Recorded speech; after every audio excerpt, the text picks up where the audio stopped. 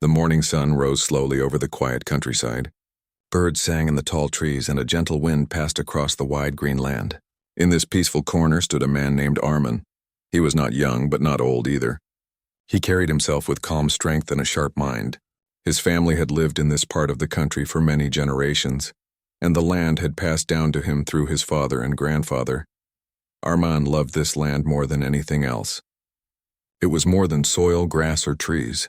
To him, it was a piece of his family's history. His grandfather had once worked very hard to buy it.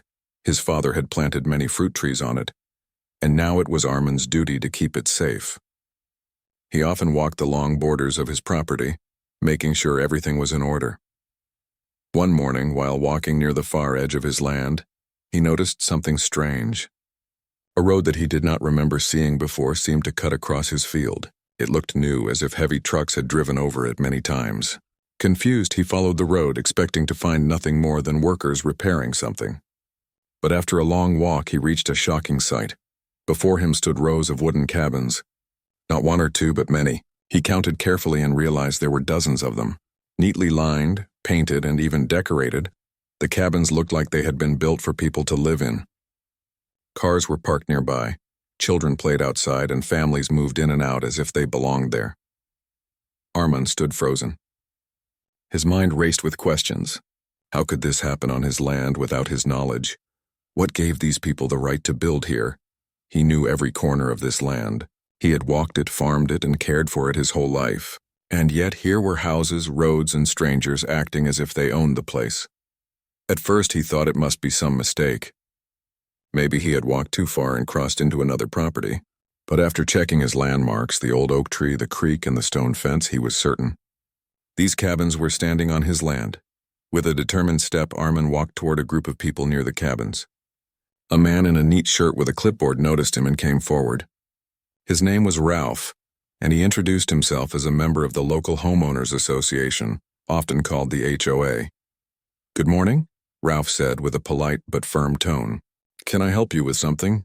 "Yes," Armin replied. "You can tell me why there are houses on my land. This property belongs to me.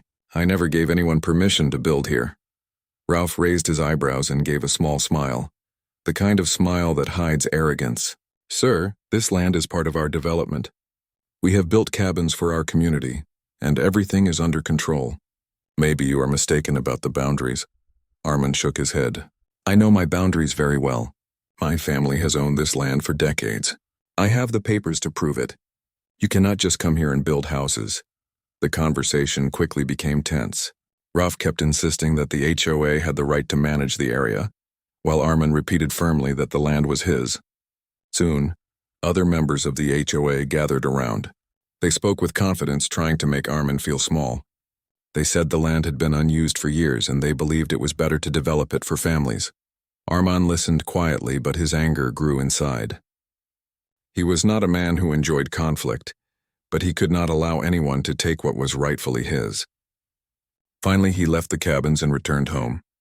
That night, he sat at his desk and pulled out the old wooden box where he kept his most important documents. Inside were the official papers showing his name as the owner of the land. There was no mistake. Every acre was his. As he looked at the papers, Armin felt both relief and determination. Relief because he knew the truth was on his side. Determination because he understood that the road ahead would not be easy. The HOA was strong, organized, and confident.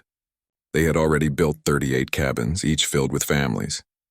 They would not simply walk away because one man told them to. The next day, Armin returned to the cabins with his documents in hand. He showed them to Ralph and the others, but instead of admitting their mistake, they dismissed him. "These papers are old," one of them said. "Things have changed. The community needs these homes and we will not remove them." Armin's jaw tightened. He realized the HOA was not going to back down. They believed their power was greater than his right as the landowner. But he also knew something they did not expect. He was not afraid of them. In the following days, Armin began speaking with neighbors and old friends in the area. Many had heard of the cabins but did not know the full story. When he told them what happened, they were shocked. Some offered advice, others offered support. But everyone agreed on one thing. Armin had to fight for his land. Slowly, he built a plan. He visited the local office to confirm the property lines. He asked for copies of all maps and records. Each document confirmed the same truth. The cabins stood on his land, not the HOA's. He met with a lawyer, a calm and sharp man named Farid, who carefully studied the case. Farid explained that the HOA had no legal right to build there. It was a clear violation of property law.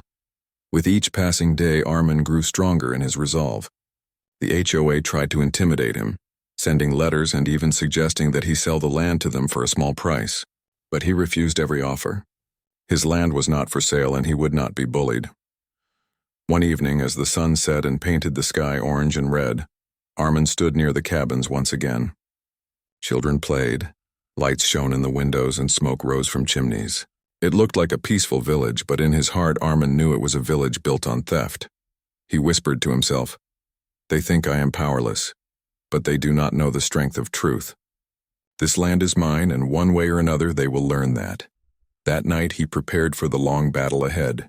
The cabins were many, the HOA was strong, but Armin carried something greater than both: the law, the truth, and the unshakable will of a man protecting his family's legacy. And so, the first step of his journey began.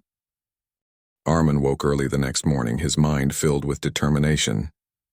The picture of those 38 cabins on his land burned deep inside his memory. Every cabin felt like a stone placed on his chest, heavy and unfair. He knew the only way forward was through patience, truth, and strength. He began the day by organizing all his documents once again. The land deed, the survey maps, and the inheritance papers from his father were carefully placed in a folder. He wanted everything ready for whatever battle lay ahead. His lawyer, Farid, had already given him advice to remain calm and gather evidence. Evidence, Farid explained, was the weapon that would cut through lies. Later that morning, Armin went to the city office once more. The staff greeted him politely, for they already knew his face from the past visits. He asked for the most recent maps, and they confirmed again that the cabins stood clearly inside his borders.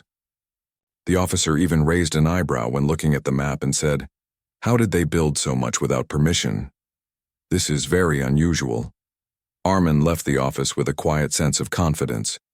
It was not just his word anymore. The maps and records were on his side. Still, he knew this was only the beginning. That afternoon, he returned to his lawyer, Farid.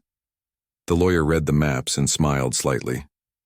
"This is a strong case," Farid said. "The law is very clear. No one can build on private land without the owner's permission. The HOA has made a huge mistake. But you must be prepared. They will not admit their fault easily. They will fight, they will confuse, and they will delay. You must have patience." Armin nodded. "I am ready. This is not just about land. This is about respect for what is right." Farid leaned back in his chair. "Good. Then we begin by sending them a notice. It will state clearly that they are on your land and must remove their cabins or face legal action. This will be the first step." Armin agreed, and the notice was prepared. Within 2 days, the HOA received it. When Ralph and the other members of the HOA read the notice, they were furious. They called an emergency meeting in their large community hall. Dozens of members gathered, some worried, some angry. Ralph stood before them, waving the notice in his hand. "This man claims the land is his," Ralph said loudly. "But we have built a community here. Families live in those cabins. Children go to school from there. Do you think we should pack everything and leave because one man shows some old papers? No. We stand together." Many nodded, but some were uneasy. One woman whispered, "But what if he really owns it? What if he takes us to court?" Another man replied, "Then we fight. We have money, we have power. One farmer cannot defeat us." The meeting ended with the decision to ignore the notice. They would act as if nothing had happened. The cabins would remain and life would go on. When Farid received no response, he was not surprised. He told Armin this was expected. "Now we move to the next step. We will file a case in court. Once it begins, they cannot hide from the law." Armin agreed. The case was filed, and soon the news spread across the town. People whispered about the man who was fighting an entire HOA. Some admired his courage, others doubted his chances. But Armin did not care for opinions. His focus was only on justice. As the days passed, the HOA tried to pressure him. One morning, he found a letter pinned to his gate. It offered him money if he agreed to sell the land to them officially. The offer looked big at first, but Armin knew the truth. It was only a small fraction of the real value. He tore the letter and threw it aside. Another day, 2 men from the HOA came to his home. They spoke politely, but their words carried hidden threats. "Why make trouble for yourself?" one said. "Think about your future. Why fight us when you can gain something and walk away?" Armin looked at them calmly. "This land is not for sale. Leave now." His voice was firm, and the men left, whispering among themselves. But the pressure did not stop. Rumors spread in town. Some said Armin was greedy. Others said he wanted to destroy families. The HOA painted him as the villain, trying to make people hate him. Yet those who truly knew Armin stood by him. They remembered his father, his grandfather, and the years of hard work his family had given to that land. The first court hearing arrived. Armin walked into the courtroom with Farid by his side. The HOA filled their side of the room with lawyers and representatives. It looked like a giant standing against a single man, but Armin felt no fear. He had truth in his hands. The judge listened carefully as both sides spoke. The HOA's lawyers argued that the land had been unused, that they had improved it, and that their community needed it. They tried to twist the story, saying Armin was selfish for keeping so much land unused while families needed homes. Farid rose and spoke with quiet strength. He placed the documents on the judge's desk, the maps, the deeds, the records. "Your Honor," he said, "this land belongs to my client. It has always belonged to his family. No one asked for his permission. No one gave him compensation. The HOA built on private property without right. The law cannot support such an act." The judge studied the documents carefully. "This is serious," he said. "We will continue this case with deeper review." The hearing ended, but the fight had only begun. Armin walked out of the court, his head held high. He knew it would take time, but the judge had already seen the truth. Over the next weeks, the case drew more attention. Local newspapers wrote about it. Some called it the story of one man against 38 cabins. Others described it as a battle between power and rights. For Armin, it was simple. It was his land, and he was defending it. The HOA became nervous. They realized the case was not weak. So they tried new tricks. They filed counterclaims saying Armin had abandoned the land, that he had not paid certain taxes, that he was only trying to profit now. Farid countered each claim with evidence. Every tax receipt, every legal paper, every record was shown. Bit by bit, the lies of the HOA began to crumble. One evening, Armin sat outside his house watching the stars. His friend Kamal came to visit. Kamal was an old neighbor who had seen everything. He placed a hand on Armin's shoulder and said, "You are doing the right thing. Do not let them take what is yours. You are fighting not only for yourself, but for everyone who believes in fairness." Armin smiled faintly. "I will not give up. They may have many cabins, many people, and much money, but they do not have the truth. And in the end, truth always stands." As days turned into weeks, the tension grew. The HOA held meetings trying to keep their members calm. Some families were afraid. They had moved into the cabins with trust, believing the HOA owned the land. Now they realized they might lose their homes. Ralph, however, remained proud. He told them, "Do not worry. We will win. That man is alone. He cannot defeat us." But in his heart, even Ralph began to feel uneasy. The law was not on their side, and he knew it. Meanwhile, Armin and Farid prepared for the next stage of the case. Witnesses would be called, more documents would be reviewed, and the court would begin to see the depth of the truth. Armin felt the weight of the fight, but he also felt stronger than ever. Every step forward was a step closer to justice. The second hearing was set for the following month. Armin knew it would be crucial. He prayed quietly each night, asking for strength and guidance. His father's words echoed in his memory. "Land is not just earth. It is honor. Protect it, and it will protect you." And so, with his papers ready, his lawyer beside him, and his heart filled with courage, Armin prepared for the storm that was about to come. The cabins still stood. The HOA still boasted. But the line between truth and lies had already been drawn. The battle was no longer just about land. It was about justice itself, and Armin was ready to see it through. The day of the second hearing arrived. Armin woke before dawn, his heart steady but alert. He dressed simply, as he always did, and placed the folder of documents under his arm. His lawyer Farid met him at the courthouse gate. Farid's calm presence was like a shield. Inside the courtroom, the air was thick with tension. The HOA had brought even more lawyers this time. Their side of the room looked crowded, as if numbers alone could prove strength. Armand's side was quieter, but it carried weight. Truth did not need noise. The judge entered and silence fell. The session began with the HOA presenting their arguments. Their lead lawyer, a tall man with sharp features, spoke loudly about community progress. He said the cabins had brought families together, improved the land, and created value for the town. He painted Armand as a stubborn man holding back development. Armand listened carefully. Every word sounded polished, but none of it touched the core issue. It was still his land. They had built without permission. No story could erase that fact. When it was Farid's turn, he stood with quiet strength. He placed the original deed in front of the judge. He showed the survey maps that matched perfectly with the cabin's location.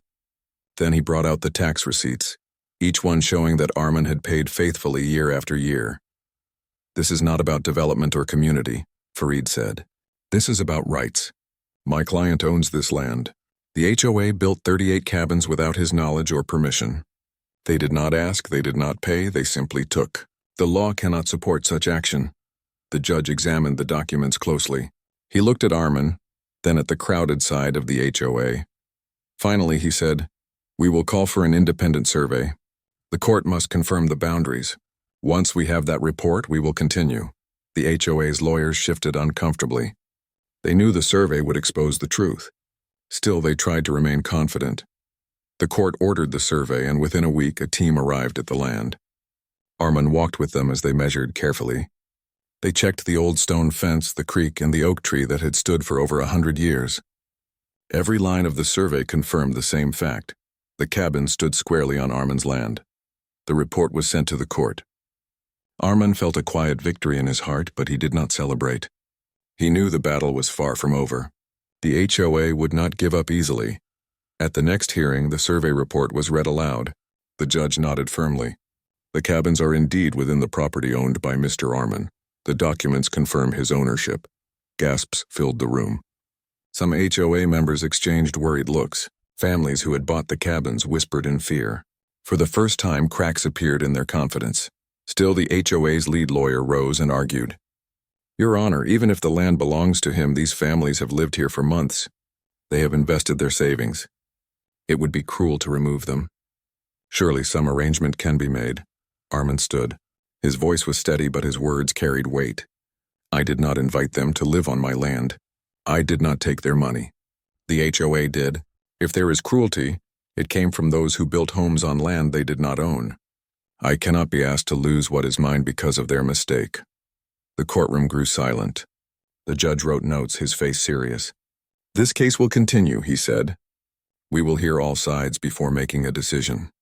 After the session, Armand stepped outside. Reporters rushed to him asking questions. He spoke simply. "This is not about money. This is about justice. The land belongs to my family. I will protect it." The news spread wider. Some people admired him even more. Others accused him of being heartless. But Armand did not bend under the weight of opinion. He walked his land each morning, looking at the cabins, waiting for the day when truth would shine fully. The HOA, however, grew restless. Their members began to argue among themselves. Some said they should negotiate with Armand. Others said they must keep fighting. Ralph, the leader, stood firm in public, but inside he felt the ground slipping beneath his feet. He had promised the members safety and homes, yet now the law was against them. To buy time, the HOA lawyers began filing new claims. They said Armand had not used the land for farming recently, so it was abandoned. They said the community had improved the land, so they deserved a share. They even questioned the signatures on old documents. Farid met each claim calmly. He brought witnesses who remembered Armand's father planting trees. He showed tax records that proved the land was never abandoned. He brought experts who confirmed the signatures. Piece by piece, the lies were removed. One afternoon, Armand sat with Farid in his office. "They are trying everything," Armand said. "Do you think they can win by confusing the court?" Farid shook his head. "Truth is like a straight road. Lies may twist and turn, but they cannot change the destination. As long as we stay steady, we will reach the end." Armand smiled faintly. "Then I will stay steady." Weeks passed and the court hearings continued. Each time, the evidence grew stronger for Armand. The HOA's arguments weakened. Their members grew nervous. Some families even approached Armand secretly. asking if they could make peace with him. But Armin told them gently, "Your fight is not with me. It is with those who sold you what was not theirs." By now, the story had spread beyond the town. People from other cities began to follow it. They saw in Armin a symbol of standing against unfair power. Many wrote letters of support. Some even offered to help. Armin was humbled but focused. Support was good, but the law would decide. The turning point came in the fourth hearing. The judge asked a simple question. "Who gave the HOA permission to build here? Show me the document." The HOA lawyers looked at each other. They shuffled papers, but no document existed. They had built without any agreement, without any deed, without any right. The judge's face hardened. This is a serious violation. The court cannot allow such actions to stand. We will now discuss remedies. The word spread quickly. The HOA had no legal defense left. Their only hope was to delay, but everyone could see the truth was clear. The cabins were on Armand's land and the law stood with him. That evening, Armand walked alone near the cabins. He watched as families cooked dinner inside. Children laughed outside and lights shone warmly. It was a strange feeling. These cabins looked like homes, but to him they were reminders of theft. He thought of his father and grandfather. He thought of the long years they had worked to keep the land. And he whispered, "I will not let your work be stolen. This land will remain ours." As the sun set, painting the cabins in red and gold, Armand felt both the weight of the fight and the strength of victory rising. The HOA had lost their mask. Their power was fading. Soon the final decision would come. But Armand knew one thing clearly. He would not stop until the last word of justice was written.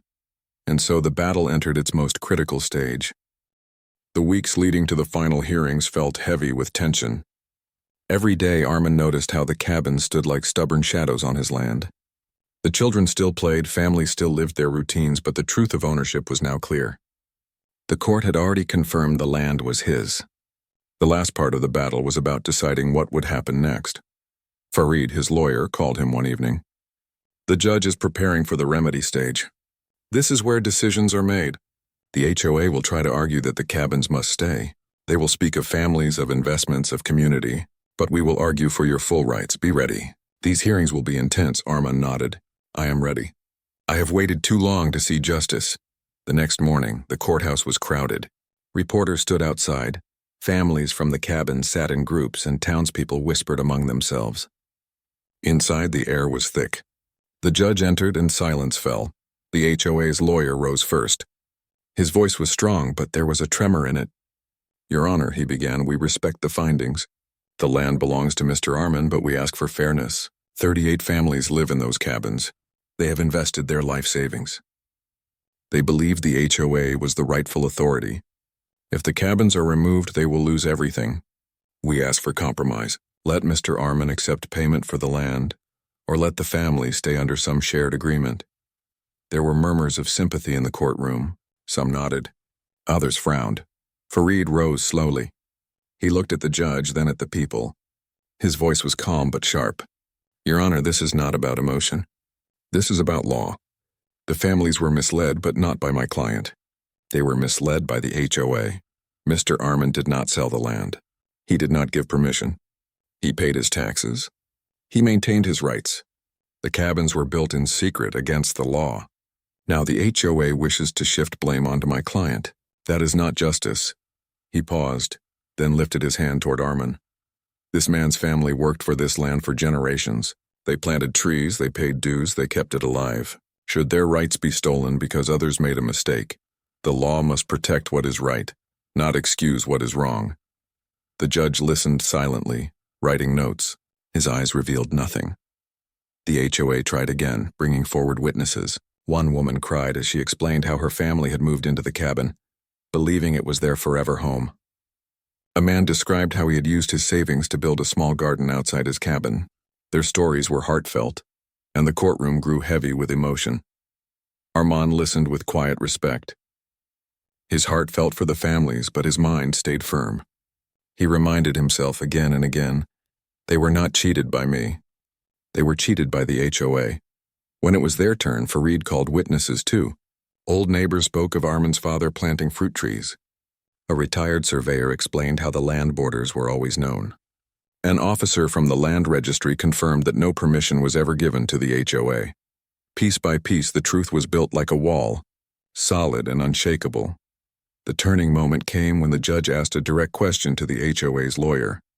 "Show me the legal document where Mr. Arman gave you permission to build." The lawyer froze. He shuffled papers, cleared his throat, and finally admitted, "There is no such document." The judge's face tightened. Then the cabins were built illegally. The words cut through the room like a blade. Whispers filled the air. Some families gasped. Even Ralph, who had always stood tall, lowered his head. The strength of the HOA was crumbling. Still, the judge did not rush. He called for one final hearing before giving the judgment. He wanted to review everything once more. That evening, Arman walked home slowly. The streets buzzed with talk of the case. People greeted him with nods of respect. Some said he was a hero for standing against injustice. Others worried what would happen to the families in the cabins. At home, Arman sat quietly, staring at the old family photos on the wall. His father's face looked back at him with steady eyes. He spoke softly. "Father, I am almost there. I will protect what you gave me." The day of the final hearing came. The courtroom was more crowded than ever. Reporters filled every corner waiting for the decision. The HOA's side looked weaker now. Their members whispered nervously. Families sat with worried faces. The judge entered and silence spread. He reviewed the papers one last time, then spoke slowly. "The court has reviewed the evidence. It is clear that the land belongs to Mr. Arman. The HOA built 38 cabins without his permission. This was a violation of property rights. The question now is remedy." He paused, letting the words sink in. After careful thought, the court rules as follows. Mr. Arman has full rights over his land. He may decide the future of the cabins. The HOA must compensate the families who were misled. The law cannot take away Mr. Arman's ownership. Justice demands that his rights are restored. The courtroom erupted in noise. Some gasped, some cheered, some cried. The HOA members sat pale and silent. Ralph clenched his fists, but he knew it was over. Arman stood tall. His heart pounded, but his face was calm. He had won. The law had spoken. His land was his again. Outside, reporters rushed toward him. "What will you do with the cabins?" one asked. Arman looked at them with steady eyes. "The cabins are mine now. I did not build them, but they stand on my land. I will decide what happens. But one thing is clear. The HOA can no longer claim what is not theirs." The news spread like fire. Headlines filled the papers. "One man defeats HOA in historic land case." Arman became a symbol of justice, the man who stood alone but did not bend. The HOA collapsed under the weight of the ruling. Families turned against them, demanding their money back. Ralph disappeared from public view, his name now linked with failure. Arman, however, did not rush. He walked his land every day, looking at the cabins with calm thought. Each one represented struggle, lies, and now justice. He knew his next decision would shape the end of this story. One evening, Farid visited him. "You have won," he said. "Now the choice is yours. You may remove the cabins or you may sell them. The law gives you that right." Arman nodded slowly. "I will decide soon. But one thing I know. The land is safe. That was my promise to my family." The cabins stood quietly in the night, their lights glowing in the distance. For the first time, Arman looked at them not as intruders, but as property he truly owned. The weight of injustice had lifted. What remained was choice, and soon he would make it. The courtroom was silent after the judge left. Every person inside felt the weight of the verdict. For the homeowners, it was a disaster. For the HOA leaders, it was the end of their power. For Rehan, it was the moment he had been waiting for. He finally had his land back, and more than that, he had the right to decide what to do with everything built on it. When Rehan stepped outside the courthouse, reporters rushed forward. Cameras flashed, microphones pointed at him, and voices filled the air. People wanted to know what he was going to do. Would he let the families stay? Would he sell the cabins? Would he tear them down? Rehan raised his hand and spoke with calm words. He said he had fought for his rights, not because he wanted to hurt anyone, but because the truth had to come out. He reminded everyone that no one had asked him before building the cabins. The land was his, and they had ignored that fact for years. Now the court had confirmed what he knew all along. The news spread quickly. Some people praised Rehan for standing strong against unfair treatment. Others criticized him, saying he should not take away homes from families. But Rayhan did not rush into a decision.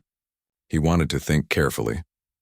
At home, he sat with the box of old papers that had started this entire journey. He looked at the land deed again. His father's name was there, written in faded ink. He thought of his childhood, the time he had spent on that land, running through the fields and watching sunsets with his family. He thought of how much it had meant to them and how they had always believed it would remain theirs. But now things were different. 38 cabins stood there, filled with people. They had paid money to the HOA, not knowing the truth. Rayhan knew it was unfair to punish them for the actions of the HOA leaders. Still, he also knew that he could not simply give up his rights again. The next week, Rayhan arranged a meeting in the town hall. He invited all the cabin owners. At first, many of them were angry. They accused him of being greedy. Some even shouted that he was taking their dreams away, but Rayhan waited until they became quiet. Then he explained his plan. He said he was going to sell the cabins, not destroy them, not throw families out in the cold. Instead, he would give every homeowner the chance to buy their cabin legally, directly from him. He explained that since the HOA had no right to sell the land, their contracts were not valid, but he was willing to make things fair now. The room filled with whispers. Some people looked relieved. Others were still upset. One man asked if the price would be fair. Rayhan answered firmly. He said he would set a reasonable price, based on the size of the cabin, the location, and the condition. He promised he would not overcharge anyone. His goal was to correct the wrong, not to make people suffer. Slowly, the mood began to change. Families started to see hope. For the first time, they could actually own their homes with clear papers. No more dependence on the HOA. No more hidden lies. Rayhan told them that once they paid, he would sign new deeds that gave them permanent ownership. Not everyone agreed. A few families decided they did not want to stay. They felt betrayed by the HOA and wanted to move away. Rayhan respected their choice. For those cabins, he said he would sell them to other buyers later. As the weeks passed, the process began. Rayhan hired a lawyer to draft proper contracts. Families came one by one, bringing the money they had saved. Some had to take loans, but most were eager to make the deal. Each time Rayhan signed a new deed, he felt a sense of justice. The land remained his, but now he was selling the cabins in a legal and transparent way. Meanwhile, the HOA completely collapsed. The leaders who had cheated the families disappeared from town. Some faced lawsuits from angry residents. Others simply left, leaving behind their reputation in ruins. Nobody trusted them anymore. One evening, as Rayhan walked across the property, he felt peace in his heart. The cabins no longer felt like an invasion. They felt like part of a community that had accepted the truth. Children played outside, families planted gardens, and people greeted him with respect. It was no longer a battle between him and them. It was a new beginning, but Rayhan did not stop there. He decided to use some of the money from the sales to restore parts of the land. He built walking paths, planted trees, and even set aside a small park for everyone to enjoy. People were surprised at his kindness. They had expected him to be cold and selfish, but he showed that he cared about the land and the people living on it. Months later, the town newspaper published a story about him. The headline read, "Man wins land battle and builds stronger community." It described how Rayhan had turned a conflict into an opportunity. It explained how he had kept his rights while also giving families a fair chance. Readers across the region admired his actions. For Rayhan, the greatest reward was not the money or the victory in court. It was the sense that he had honored his father's memory. He had protected the land, but he had also done the right thing for others. He had proven that justice and compassion could exist together. The cabins, once a symbol of betrayal, now stood as a symbol of fairness. People no longer called them illegal cabins or stolen homes. They called them their homes, legally owned and honestly paid for. And every time they signed their new deeds, they silently thanked Rayhan for giving them that chance. Years later, when Rayhan looked back on the entire journey, he felt proud. It had been long, stressful, and filled with challenges. But in the end, truth had won. The HOA was gone. The families had their homes, and the land remained respected. Standing on a hill one morning, watching the sunrise over the cabins, Rayhan whispered to himself that he had kept his promise. He had fought for his land, but he had also built a community, and that was something far greater than victory in court.